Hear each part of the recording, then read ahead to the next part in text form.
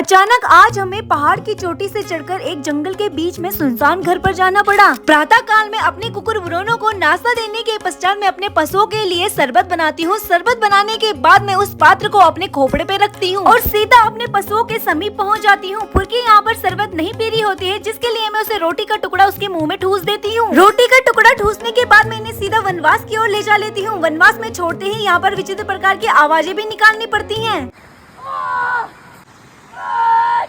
ताकि हमारे पशुओं को कोई भी जानवर नुकसान न पहुंचा सके। इसके बाद हम यहाँ से निकल लेते हैं। तुरंत ही यहाँ पर हमारे साथ भूरी देवी और चाची श्री भी आ जाती है, जिनके साथ मिलकर हम ढोलकपुर के लिए निकल लेते हैं। रास्ते में हमें पहाड़ी मेहंदी का छाप भी दिखाई देता है, जिसे तुमड़ी कुमार यहाँ पर छाप लेती है। शाम होते ही हमारा यंत्र बजता है और चाची श्री का यहाँ पर कॉल का आगमन होता है, जो कहते हैं कि तुम्हें आज हमारे साथ जाना होगा। हम अकेले वहाँ पर बिल्कुल भी नहीं जा सकते, इसलिए चुटकी की ट्यूशन की छुट्टी करते ही हम तुरंत निकल लेते हैं। लेकिन सोचने की बात यह है, चाची श्री तो आज तक कभी भ्रमण के लिए आई ही नहीं होती है, तो आखिर किस वजह से हमें भी साथ लेकर जा रही हैं? अब ये तो हमें वहाँ जाने के बाद ही पता चलेगा। मैं और चुटकी फटाफट से तीव्र गति से दौड़ लेते हैं। भूरी देवी भी हमें यहाँ पर गोबर निकालते हुए दिखाई देती है, अपनी कमला कुमारी की। इसके पश्चात मैं चाची श्री को यहाँ पर ऊंची ध्वनि में आवाजें लगाने लग जाती हूँ कि तनिक नीचे भी खिसकी है, हम आ गए हैं। और तुरंत ही चाची श्री भी नीचे खिसक लेती है। नीचे खिसकने के बाद हम तुरंत ही लटपट से चलने लग जाते हैं। साथ में ही तुमड़ी कुमारी भी हमारे साथ शामिल हो जाती है आधे रास्ते तक। इसके पश्चात हम यहाँ से माउंट एवरेस्ट की चोटी जितनी चढ़ाई को चढ़ने लग जाते हैं और साथ में ही चुटकी हमें यहाँ पर सुंदर सुंदर फूल भी देती हैं, ताकि पुष्पों की सुगंध से हमारा माइंड फ्रेश हो। यहाँ से हमारा ढोलकपुर भी दिखाई देता है। इस माउंट एवरेस्ट की चोटी की जितनी चढ़ाई को चढ़ते चढ़ते हमारे प्राण तो हाथों में ही आने लग जाते हैं। आखिरकार हम चढ़ाई को चढ़ते चढ़ते उस सुनसान जगह पर पहुँच जाते हैं। इस घर पर प्रवेश करने के बाद मैं रामा रामी करती हूँ। यहाँ पर हमें कुकुर ब्रोनो का छोटा भाई भी दिखाई देता है, जो कि बिल्कुल हमारे कुकुर ब्रोनो की तरह घुलन मिलनशील होता है। और अपने नेत्र गोलों को घुमाने पर पता चलता है कि यहाँ पर चाची श्री और ताई जी के बीच में कुछ गुप्तगू चल रही है। गुप्तगू का राज हमें अभी तक पता नहीं चला, लेकिन नीचे कुछ पुरुष लोग यहाँ पर नदी का आनंद ले रहे होते हैं। कुछ समय के बाद हम जैसे ही रोड में प्रवेश करते हैं, फिर हमें पता चलता है कि आखिर इस पोटली में है क्या। गुप्तगू का राज ई था कि ई लेके आए वहाँ से घी,